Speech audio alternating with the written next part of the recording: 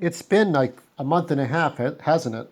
So yeah, I'm still gonna try to play this. By the way, Paper Mario, the Fuck You King. Yeah, it's hard, man. It's hard. It's one thing to promise getting to the end of the game. It's one another thing getting to the end of the game, but that's something else. You're not here for that. You're here to hear about what how I define PTSD in my life. Now, A Beautiful Mind, Russell Crowe. So if for those of you who've never seen it, I've seen it. Someone recommended it to me years ago. It's dealing with Russell Crowe plays a professor who great mathematician. Like I don't know if it was Oxford, but he played this great mathematician, a real life person who was astounding at math, right? And he had this beautiful wife. Doesn't look like Jennifer Connelly, but great. I forget his name, John something. John Nash, Professor John Nash, and his wife, and so he would see people like the Ed Harris character. He would see an FBI person. He would see Mora, like a little girl, or Marcy. I think that's her. Marcy, the little girl. This crazy blonde dude played by Jennifer's real life husband, the crazy dorm room guy. So the crazy roommate, Marcy, the little girl, and the Ed Harris FBI character. So he would see these characters in his life that were negative reinforcement, where he was just alone a lot. He would just see these people. And he eventually overcame it, but unfortunately, many years later, many years after this was on DVD and Blu-ray, John Nash and his wife died in a car accident. It was tragic. I think Ron Howard said something or tweeted something. I forgot what he said, but it was tragic. It was like this great man who was great at math, and it was sad to see it go. But when he was alive, he was when he was young, he was seeing things or people that were not there. Um, he just that was how his life went. So it's like if you have good, positive people, maybe like Jennifer Connelly, you don't want to have negative things in your life. Well, how could you? How could you have that? But it happens to the best of us, I guess. But I think most of us, we go through our own PTSD. Maybe it's not defined as much. We'll go through the definition in a minute. But for me, it's like the reverse. My life is the reverse of John Nash's. I'm surrounded by bad people. And the bad people that are negative are real. I can't ignore them, right? I mean, you could try to ignore like the people on Twitter. You try to ignore that. But the good people are in my head, but I know they're fake. Like I could talk to somebody who could be like myself and could understand me, but that person's not really there. That person does not exist. And I know that person doesn't exist. But when you have no friends, and especially this whole COVID, when you're locked down, you don't get to talk to fuck all. You don't get to talk to anybody. So my life is the reverse of John Nash's. There are good people that are imaginary, and everybody around me doesn't give a shit. Nobody cares, and that's hard. I've been going through a lot. I barely got my medication. Some of you know, or maybe most of you, some of you pay attention to my videos. I have severe hemophilia type A, and I take a medication called Hemlibra, and we had to go through bullshit with this bitch of a patient advocate to try to get my medication through. That was 2 weeks ago. So I had to wait 2 weeks overtime to get my. Actually, I have to infuse now, I think. Well, I'll do it later. I'll do it tonight. My promise. I will promise to infuse my Hemlibra tonight because I'm 2 days overdue. Okay? I have to do it once at the end of the month.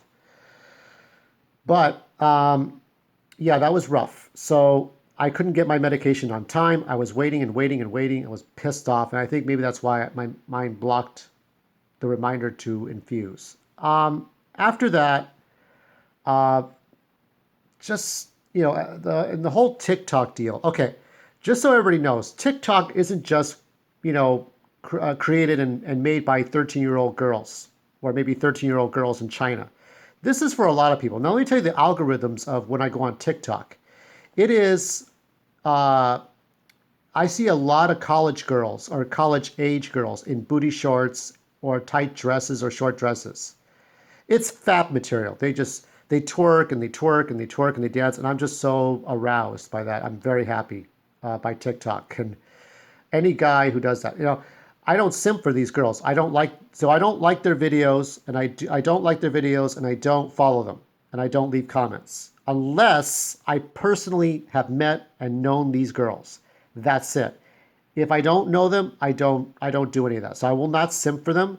I may fap to them, but I will not simp to them. So, uh, I don't comment, I don't follow or subscribe to these girls. Um, but the president wants to get rid of TikTok because of the dangers, even though Microsoft, I think, has bought out TikTok. And the end of TikTok may be fine. It may not be the end of the world, but it kind of sucks, especially when I had over 600 followers, more than anything else on my any other platform. Hey, I got 113 people. That's great, but I have way more on TikTok, and that kind of shows that maybe there's something I'm good at, maybe not. But it sucks that something good I hold on to is just taken away. Now, if we go to the definition in Wikipedia, post-traumatic stress disorder, let me see if I can get us in autofocus. Okay. So it's a mental disorder that can develop after a person's exposed to traumatic event, sexual assault, warfare, traffic collisions, child abuse, other threats. Symptoms may include thoughts, feelings, or dreams related to the events, mental or physical distress on trauma-related cues, attempts to avoid trauma cues, alterations how a person thinks and feels, flight or fight response. These symptoms can last more than a month. Children are less likely to show distress, but instead may express their memories through play. Uh, I read a book called Killing Monsters in which children use anything, their fingers, a stick, an empty toilet roll, or an empty paper towel roll as a gun, to act out their feeling. If they see, like, if a child witnesses a shooting on the news, then they're going to play cops and robbers. It's just like kind of like almost instinctive for a child to do that. I think if some of you who are parents, you might know what I'm talking about. So a person with PTSD is at a higher risk for suicide and intentional self-harm. Those are my high school years.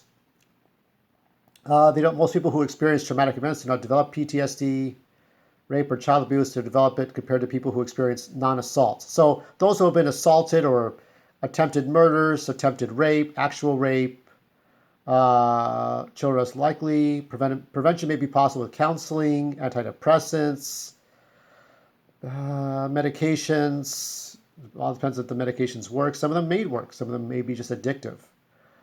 Symptoms. Service members use art to relieve PTSD. Well, if anybody's been in the service, come and look at my art, and maybe I can help you out. But there's all kinds of art. Try maybe maybe not Paper Mario. Maybe like Mario plus rabbits, because it's kind of like XCOM. It's turn-based shooting, so it's like going back to your instincts. But it's cute little characters, little cute, cuddly characters. It's Mario and the rabbits and Luigi and rabbits dressing up in cosplay. But that's a good idea. Maybe Mario plus rabbits for those in the military. So you avoid trauma-related thoughts. Common to have symptoms. More than 1 month. Acute stress. Associated medical conditions: anxiety, mood disorders, drug abuse, alcohol abuse. So I know somebody I follow drinks. Probably not a good idea. So I never like to drink or smoke, because then they say, well, that's why your life is shit, man, because you smoke and you drink and you do marijuana. Maybe you should stop, man. So that's why I don't really do any of that stuff. If I do drink, it won't be in the company. If I do weed, it may be in the company of other people. I don't smoke. I'll never smoke. But if I ever did any of those things, I would do it in the company of good people. So that's the compromise. Children and adolescents, there's a strong emotional regulation difficulties, mood swings, anger outbursts, temper tantrums. Yeah, my nieces were very angry little girls. They're adults now, but they were very angry little girls because of my stupid sisters. And in some cases, my parents, their grandparents, my mom and my dad. Diagnosis, criteria, overreporting. You can look at all these. It's all Wikipedia. So post-traumatic stress disorder, PTSD. symptom overlap, association, symptoms culturally, numbing symptoms, distressing, somatic symptoms, screening, assessment, so many different things in here, different diagnosis. Prevention, just be good to one another, I think, debriefing, psychological. Uh, there's a lot in here, but I mean, it's like you have to basically you have to understand the mind. It could be a chemical imbalance. It could be something you were born with. If you're dropped on your head as a child, uh, if your parents are brothers and sisters, shit in hell. What can you do? But for me in my life, I'll explain this nonsense is in a minute. I posted this as part of my final TikTok videos. If the president decides to cock block TikTok uh, today or tomorrow, hey, thank you to my 655 subscribers or followers. I told you where to find me, right? Okay. Anyway, my PTSD comes from the fact that every motherfucking time I try to succeed in life, it doesn't work. I was doing an interview with somebody, and I was gonna be on TV to give my points of view, and the sheriff cock blocked that, and I didn't get on TV. Nobody ever saw me. There were times where I was supposed to get a scholarship to because of my hemophilia to get into a really good school. That didn't happen. My medication didn't happen, almost didn't happen. There were times where I applied for jobs, never got those dream jobs. The jobs, I don't mean the jobs flipping hamburgers. I mean the jobs where you're really doing something like beyond office work, where you can really enjoy your days. That did not happen either. I tried to get work as a library aide in other, not the library that I'm volunteering for, but other places, or I tried getting work as a teacher's assistant. I took tests. I did my bachelor's degree. I had my associate of arts degree, tried to find work, never found anything. Now I realize that most degrees are there for the school's image and not for your benefit. It's true. Sorry. But I do think you should go to school. I only think you should go to college if you're going to join a gang. If you're going to do nothing with your life, you should do something, right? But every opportunity I've had to get somewhere in life, whether it was becoming an artist, being discovered as an artist, being discovered as a writer, being discovered, everything that I ever tried to do, when I had shitty people in my life, I'll call him Ben because that's the first name of his username. This Ben accused me of being to paraphrase what he was saying, a Jeffrey Epstein disciple, a chomo. And I'm like, who the fuck are you? So he just kept on trolling me, and I had to report him. So yeah, that sucks, but that's just how he was. But I've had shitty people accuse me of things even when I was a baby. But the first people that I had to deal with, as I said in Paper Mario, were my family members. My aunt was violent. She would use the back of her hand when I was a kid. My great grandmother spanked me if I was acting up in the what is it, Sears. Um, People like my cousin Gabriel, who died of AIDS because he didn't want to be cured. He was rude to me. My sisters were rude. My father was a physically abusive man. My mother was verbally and emotionally abusive. My sisters they didn't like each other. It was sort of a wetback, nigger, jab, chink, dago, wop, towel head, kike attitude where everybody's demonized by everyone else. You're this and you're that. There was no love in my family. Everybody has knives behind their backs all the time in their attitudes. So it was really shitty. It was just really shitty behavior. And that affected my ability to get friends in school. I remember my mom told me I was always hiding behind the shadows. My face was in the dark. I could never be among the other kids in nursery school or kindergarten. That affected my ability in elementary school. I had bullies and hazers in elementary. Go back to True Loneliness, how it became me. It's there. It's in True Loneliness beginnings playlist. I had this kid, Sydney, who always fucked with me in the fourth grade, in the fifth grade, sixth grade. No, it was actually, no, I'm sorry, that's wrong. Sixth and seventh grade. I had other bullies in fourth and fifth. My memory gets a little bit hazier. But Sydney was crucial during those sixth and seventh grade years. I had other people who didn't like me very much through junior high school, through high school, through college. There are people on Twitter now who will react to me, but they're not my friends. There's only one or two people who might talk to me. After that, I just don't fucking know. I see people who react to me but don't want to deal with me. They're willing to talk to me, but they rather not be around me. I can tell. So my post-trauma, I mean, do I have PTSD? Do you have PTSD? I guess it all resides in the fact that if I have bad people in my life and good opportunities go bad. I was supposed to, the last great thing, I was supposed to, besides, well, let's see, the bad people in my life, the Armenian gang members who threatened to kill me. That was the last time I really cried. I know I said I really cried for some other reason, but I cried the most when those Armenian gang members threatened to kill me. And I tapped their car. You know how bad the damage was? You could barely see it. It was barely noticeable. It was like $100 repair to the car. Like really, that could have been taken care of, right? But they had to threaten my life. I hate humanity. I mean, I learned to hate humanity. I was racist against Armenians for a while for that shit. It's like, I didn't know very many, and the ones I did were not very nice to me. So I got over it, but that took years. But the last good opportunity that went shitty on me was my doctor was coming to me saying, you're going to be the first person in America to get the cure for hemophilia, severe type A, and be the sort of patient zero for other people to take the cure. So I was going to do that. I was all set to go, and they said that my immunity was too high.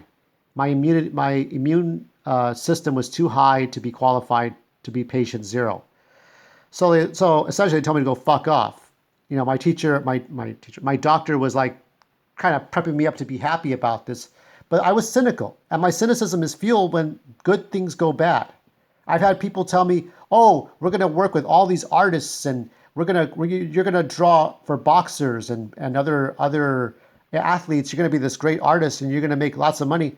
And the guy never paid me. The guy still owes me $100. Miguel Salazar, you owe me $100 for my art for Alfredo Angulo Perez. You owe me $100, motherfucker. And that was from 2008, from 12 years ago. He still never paid me. He paid me for the one art, but he never paid me for the second one. So all these good opportunities gone bad. All these horrible people, the Armenian gangs, my cousin Gabriel, the bullies at school, the people who don't like me on Twitter. Fuck Twitter. I mean, shit. So yeah, I mean, the TikTok, it's not much. TikTok is not the end of the world, but it was like, at least it was a place where I had the most people respond to me. And now those people are going to probably go because the president says, well, maybe Microsoft doesn't care if we get spied on by China. I don't know. Maybe that's going to be his attitude. Who knows? It's a fucking election year, but the damage may still be done. So before I close out, I want to show you this. Okay, now this is what I'm working on now to try to fuel my positive energy. Now, if you recall the Clone Wars, right? The style of the Clone Wars, much of the art from, because I like the style that Dave Filoni did, right? And then this is Star Trek Beyond. Now, I defend the Kelvin timeline as far as the simplicity of the story. I do like the action things, and I'm trying to go through, this is my book. Let me see if I can do this without knocking the phone down. So this is everyone in the shot.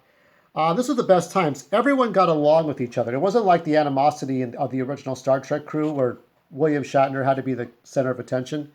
Chris Pine was happy to be part of this stuff, but, he just wants really good stories. He doesn't care about being Captain Kirk as he cares more about the evolution of his characters. I think most actors do. They want their characters to evolve. They want their characters to learn something new and something significant, and then he'll sign up. It's not just the money. Some actors were willing to do it for the money, but not Chris Pine. He wants something more. He wants something with substance. And everybody gets along. Nobody doesn't dislike each other. That's one thing. And I like the simplicity of going from Zefram Cochrane to Star Trek Enterprise with Archer and T'Pol and all the other weird people. And then the Kelvin timeline, which is a much more simpler way. I do believe, I hope I have it in here. I may not. Yeah. So this is what I'm working on now, and it's gonna take a while. I'm piecing it all together, so it kind of looks like Chris Pine, but it's Captain Kirk, the Kelvin timeline.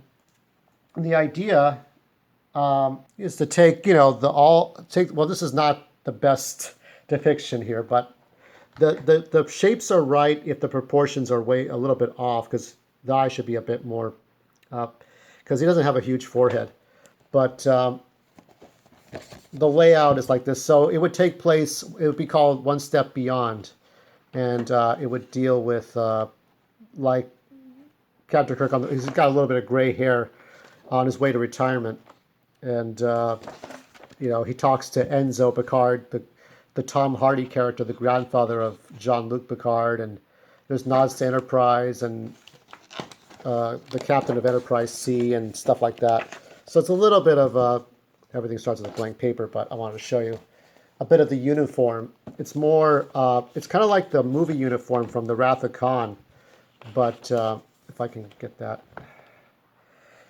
So I'll end on this image here. This is just like, I kind of had the star, the commanding star go right through the top of the insignia. So that's it. I haven't done these in a long time, but in our life, when we experience PTSD, if you do, you're not alone. I think I do. I think my trauma comes from the fact there were just nothing but bad people in my life and no way to succeed. And every time there was an opportunity for success, something like that, like a snap of a finger, would just take it away and wouldn't matter what I did. I could go to any avenue and all roads lead to hell. Like there was no strategy, there was no learning, there was no momentum, there was no skill that you had, hidden skill this was not a logic puzzle. I think that's why I like video games, because video games are scripted, slightly scripted simulations of life where there was a way to win. Even if you had to cheat, right? There was a way to win.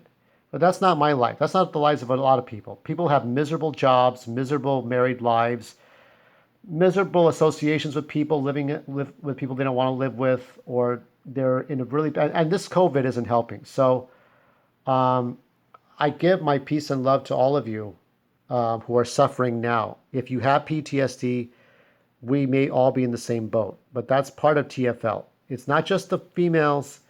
That gives me some PTSD too. But it's everyone who just fucks with you and doesn't care about your existence. But I do. I do care. And I think the 113 subscribers care too. Anybody who wants to troll, you will be blocked. Do you hear me, Ben? I've seen your stuff. I won't say your last name. You don't deserve that much attention, but you know that when you troll, when you haze people, that comes back at you. And by the way, both of his videos are nothing but no upvotes but downvotes, so that's fun too.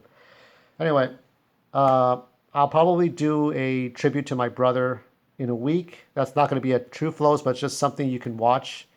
And I will do something for Labor Day as far as Tru.F.Lo.S, so we'll see. Maybe something earlier.